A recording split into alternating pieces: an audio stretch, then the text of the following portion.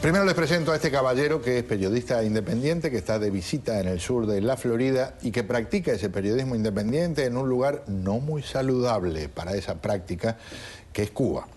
Se llama Raúl Risco, llegó a ser teniente coronel del Ministerio del Interior de Cuba y entonces cambió de área de ejercer su vocación y se metió en una cantidad de líos que lo llevaron a estar detenido en unas cuantas ocasiones. Primero, bienvenido y buenas noches. Muchas gracias, Pedro, por invitarme al programa. Un gusto tenerlo aquí. Sociólogo, analista Enrique Patterson, amigo de la casa, bienvenido, señor. Buenas noches, gracias por invitarme con este orgullo de la nueva sociedad cubana, ¿eh? Hábleme primero, la curiosidad más grande que existe cuando se enteran de lo que era es por qué decide cambiar. Bueno, eso no es historia. Yo digo que nadie cambia de hoy para mañana su forma de pensar. Y a mí, yo tuve que, durante varios años, ir huyéndome ese cambio que se iba realizando en mi mente, en mi forma de pensar, y que me llevó a la cárcel, no solo a alrededor de 200 detenciones entre el año 2002 hasta el día de hoy, sino que fui a la cárcel precisamente en enero del 2003 y estuve preso 4 años y 8 meses. ¿Por qué estuvo preso? Bueno, es bastante cómico esto, ¿no? Yo participé en la guerra de Angola en el año 1975, llegué siendo cadete, el grupo de cadetes que mandó para allá Fidel Castro. Allí en el combate del 15 de febrero del año 1976 me destaqué y me regalaron una pistola. Pistola que traje, por supuesto, a Cuba, autorizado por el mando militar, porque había sido un obsequio del ministro de Defensa de Angola. Yo tenía solo 18 años en aquel momento. ¿Said Mingas o Bandunen? ¿Qué? ¿Said Mingas o Bandunen? No, María Toña Pedalé, que fue el primer ministro de Defensa de Angola, y posteriormente, 27 años más tarde, se convirtió esa pistola, unido a un invento que me decían que iba a salir ilegal del país, se convirtió en un delito que me llevó 4 años y 8 meses. Me sancionaron a 5, cumplí 4 años y 8 meses. Ahí conocí a algunos de los presos del grupo Los 75, como Normando Hernández, que coincidimos en la prisión Kilo 7 en Camagüey. Tuve también la oportunidad de estar con Jorge Luis García Pérez Antúnez, que creo que ha estado por acá, por estos programas claro, también. Claro. Y realizamos un trabajo ahí bastante efectivo en relación de tratar de disminuir, si no fue que logramos detener las torturas que se estaban cometiendo en aquellos momentos en esa prisión contra presos comunes, fundamentalmente a través de las denuncias que sacábamos de las prisiones. Raúl, ¿el periodo ese en la cárcel completa el cambio en su persona? No, el cambio comienza a partir de 1989 y es precisamente cuando la causa unido, cuando fusilan a Ochoa, sancionan al que era ministro del Interior. Yo estaba en la Fuerza Armada, en la Fuerza Aérea específicamente, y me trasladan en diciembre del año 89. Ya habían fusilado a Ochoa en julio del 89, y me trasladan hacia el Ministerio del Interior, pero ya había comenzado a ver la vida de otra forma y un poco que estaba madurando en mi mente y estaba transformándose porque no veía claras muchas cosas de lo que se decía de una forma y sin embargo se actuaba de otra. Y de eso comencé a percatarme precisamente a partir del año 89. Pero ahí comienza, pero mi pregunta era, ¿se completa el cambio en su persona en prisión? Bueno, termina mi formación realmente. Pero ya antes, cuando yo decido, aún siendo activo, teniente coronel, comenzar a colaborar con el Partido Pro Derechos Humanos en Camagüey. Por supuesto, clandestinamente. Clandestinamente, y precisamente voy a la prisión porque logro ya licenciarme. No querían licenciarme porque era joven, porque tenía preparación, no querían licenciarme, logré licenciarme y por una indiscreción de un amigo nuestro, le dio a conocer a Otto Eduardo Hernández, el agente junior, que fue el que declaró precisamente en el juicio contra el grupo Los 75 de ahí de Camagüey, que era el presidente del Partido Pro Derechos Humanos, mi verdadera identidad, y es cuando ellos me caen atrás. Claro. De alguna forma había que sacarme ya. Cuéntame una cosa con la mano en el corazón. ¿Qué fue lo peor que siente que hizo cuando era oficial del Ministerio del Interior? Creyendo o no creyendo en lo que estaba haciendo, en la etapa que fuera. Bueno, mire, esa pregunta me la han hecho varias veces. Lo primero que yo, dentro del Ministerio del Interior, mi especialidad, la que me trasladaron, no era de enfrentamiento con la población, porque fui trasladado primero a la Dirección General de Cuadro, posteriormente estuve de director de una escuela, y después en la Dirección General de Cárceles y Prisiones, pero en una especialidad que se llama Instrucción y Movilización, que tenía que ver con la preparación de la fuerza y la preparación precisamente de la fuerza para tiempo de guerra. No podía, o sea, no tengo de qué arrepentirme de lo que no hice, porque en un momento determinado, en el año 98, precisamente es cuando me castigan, encontrándome en La Habana y trabajando ahí en la Dirección General, me castigan porque yo elaboro un informe donde yo me oponía y demostraba precisamente a incrementar el marco sancionador en el delito de hurto y sacrificio ilegal de ganado mayor, que lo vi en aquel tiempo un absurdo jurídico y hoy todavía lo sigo viendo así, de llevar a un hombre a prisión 10, 12, 15, 20 años por matar una vaca. Y entonces hice un escrito y lo entregué al núcleo del partido, y allí ese señor secretario general del núcleo del Partido Comunista, en el cual yo militaba, se lo entregó al de la contrainteligencia interna, y aquello fue una explosión. Y fue cuando me castigaron y ya me enviaron a trabajar al Camagüey. ¿Es correcto imaginar que, si le pregunto qué es lo mejor que ha hecho, eso todavía está en desarrollo porque está haciendo cosas con las que se siente feliz desde que comenzó ese cambio y ahora practicando periodismo independiente? Sí, cómo no. Lo mejor que yo he hecho fue comenzar a colaborar con la oposición interna en Cuba. Y continúo haciéndolo. Terminé mi prisión y he continuado el trabajo como periodista independiente, y además también tenemos un grupo de abogados en Pinar del Río, de una consejería jurídica. Ahí en Pinar del Río estamos haciendo un trabajo de empoderamiento de la población. Y no solo en Pinar del Río, tenemos 5 medios que pertenecen al Instituto Cubano por la Libertad de Expresión y Prensa, ya en 5 provincias, que se imprimen en cantidades de hasta 500 boletines quincenales y se le entrega a la población para tratar de romper la censura de prensa esa y de informarle al pueblo lo que no le llega por la vía de la prensa plana o la prensa la televisiva o radial al pueblo. Sospecho que le debe haber costado bastante trabajo que lo vieran como alguien que de verdad quería ayudar a los disidentes y no era un proyecto del régimen para infiltrarlos. Me costó trabajo.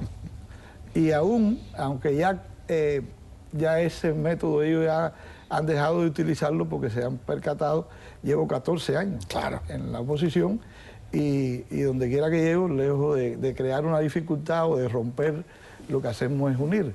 De hecho, en el año 2010, en Pinar del Río, logramos crear lo que se le llamó la Alianza Democrática Pinareña, precisamente aglutinar a un grupo de organizaciones en este tipo de alianzas.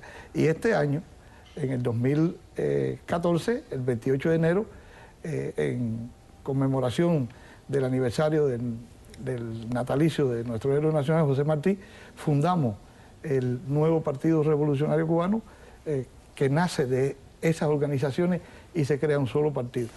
Entonces, y por otro lado, el trabajo que estamos haciendo periodístico, que nosotros hacemos más bien un trabajo, el ICLEP, el Instituto Cubano para la Libertad de Expresión y Prensa, hacia el cubano de adentro. No tenemos un blog determinado, sí se ponen en una página del ICLEP, que es iclep.org, nuestros boletines, al que pueda acceder cualquier persona que tenga acceso a internet, pero el trabajo fundamental es hacia ese cubano, que vemos la imperiosa necesidad de que llegar al cubano. La oposición interna cubana tiene que llegar a ese cubano.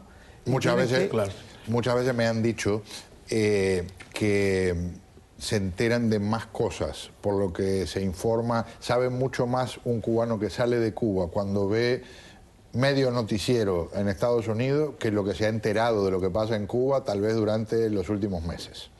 Enrique, que es un hombre particularmente elocuente y que en general se entusiasma mucho defendiendo su argumento, lo veo fascinado con lo que representa una oportunidad diferente, ¿no? Estoy fascinado y además de eso, contento y satisfecho también.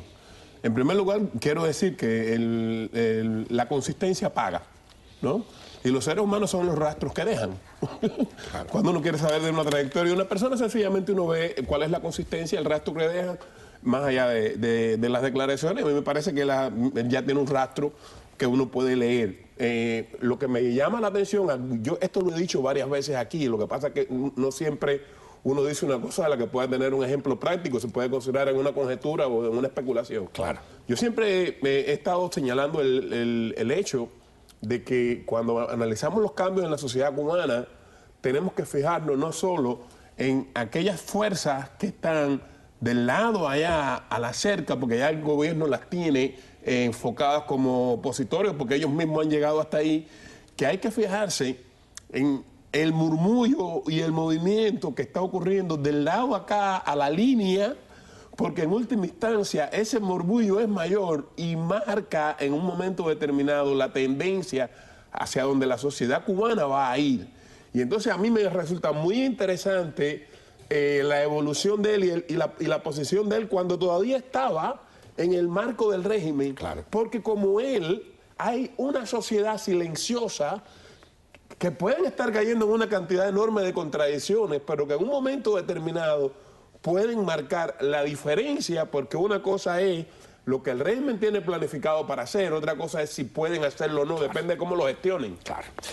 Señor Risco, ¿es realista pensar que hay tenientes coroneles, capitanes, mayores que están engullendo, como engulló usted, y que están en un proceso como el que estuvo usted y que eso tiene un peso considerable en lo que pueda ser la actual estructura, o pueden ser casos aislados? No, hay casos. Y le voy a citar ejemplos, por supuesto, sin nombrar a nadie. Por ejemplo, cuando yo estaba preso, muchos de mis excompañeros de la Dirección General de Cárceles y Prisiones, que tienen que visitar las prisiones del país, me llegaron hasta donde yo estaba a saludarme. Algunos, otros no se atrevieron por la posición que yo ya tenía en ese momento y para no comprometerse. Pero otros sí me saludaban y simplemente me decían, tú sabes cómo yo pienso, pero tuviste el valor que yo no tengo de dar a conocer públicamente tu verdadera posición, yo no lo voy a hacer, porque mira dónde tú estás y yo estoy acá afuera. Y eso me sucede, en muchas ocasiones me sucedió con un coronel que estudió conmigo, coronel de 3 estrellas, ya era coronel, en Matanza. Yo había terminado hacía muy poco tiempo de salir de la prisión en el año 2009, trabajando en un proyecto que le llamamos Proyecto Libertad, que yo estaba recorriendo el país y se me acercó en su lada, vestido de civil, o sea, en su lada no, en el lada del suegro, porque era un coronel que no tenía ni carro. Yo lo vi pasar, no lo reconocí, muy despacio, dije, ya anda la seguridad detrás de mí. Continué caminando y el lada veo que se detiene y de pronto, cuando yo voy a rebasarlo, él me dice, oye, me llama por un apodo que me llamaban en la escuela, ¿no? Y me dice, sube. Cuando lo miro, yo sé que es coronel. Le dije, tú estás loco, viejo, te voy a comprometer. Yo no me puedo subir ahí contigo. Sin embargo, me dijo, móntate. Y me montó y nos fuimos hacia las afueras de la ciudad de Matanza. Y ahí comenzamos a comenzar. Este coronel era jefe en ese momento, y hace tiempo que no sé de él, de una gran unidad ahí en la provincia de Matanza, del Ejército Central. Sin embargo, estuvimos conversando. Y él me decía, mira, yo soy coronel y en estos momentos no tengo ni carro. Este lado es el suegro mío. Y para salir en él, que estoy de vacaciones, tengo que decirle al suegro, préstamelo. Y entonces tengo que echarle de la gasolina de Jeep ruso, que es el que tengo para trabajar, tengo que sacarle gasolina y echarlo. O sea que hay muchos militares que a pesar de estar ahí y que no pueden dar un paso al frente o que no se deciden a darlo, en un momento determinado sí lo pueden dar. Y le voy a decir algo más. El problema es que en Cuba el régimen, desde que triunfó, ha creado el terror en la población. Porque hay gente que dice, bueno, ¿y por qué en Cuba no pasa lo mismo que pasó en tal país, en este o en el otro? O ahora mismo Venezuela, que es un gran ejemplo, lo que están dando esos opositores y sobre todo los estudiantes, que he visto aquí muchos videos que por supuesto en Cuba no se ven. Pero en Cuba se creó un terror desde el mismo triunfo de la revolución con los fusilamientos que todos conocemos, y los últimos fusilamientos fueron en el año 2003 con los 3 muchachos estos que se llevaron la lancha. Pero hay algo más que eso. En Cuba en el 59 habían solamente unos 4.000 hombres presos y unas 14 prisiones, donde la capacidad máxima de las prisiones era hasta 600 sancionados. Hoy en Cuba pasan de 70.000 los hombres presos y ha llegado el momento de existir en Cuba cerca de 100.000 hombres presos. O sea que el crecimiento, y cuando usted compara, dice, bueno, en el 59 la población en Cuba era de 6,5 millones, ahora es de 11 millones y un poco más. La proporción. Pero la proporción proporción cuando usted saca no cuenta, no da la cuenta. Y hoy hay alrededor en Cuba de 200 prisiones. Claro. Quizás un poco más. Me he quedado sin tiempo, pero estoy súper agradecido y tengo entendido que va a estar todavía algunas semanas aquí. Están haciendo un curso con varios periodistas en FIU. ¿Se van a quedar aquí unas cuantas semanas más? Sí, no, ya el curso ya terminó. Ya terminó. Sí, ya, pero está tranquilo, en paz consigo mismo de que vuelve a Cuba. Sí, cómo no. Yo vuelvo a Cuba. Me preguntaron en el aeropuerto, el día 10 cuando llegué, me preguntaron, el de la aduana se sonrió y me dijo, ¿cubano? Digo, sí, cubano. ¿A qué vienes? Le dije lo que venía y me dijo, ¿regresas a Cuba o te quedas? Le dije, no, yo regreso a Cuba porque yo pienso que es una ganancia para el gobierno que todo el que salga a prepararse o el que esté de verdad en la primera línea, deserte, venga y se quede o utilice. Claro, es un buen punto. Señor, un gusto tenerlo aquí. Un placer conocerlo, muy amable. Enrique, gracias por estar acá. Muchísimas gracias. Un abrazo, hermano. Me parece muy, pero muy buena onda. Vamos a hacer un paréntesis.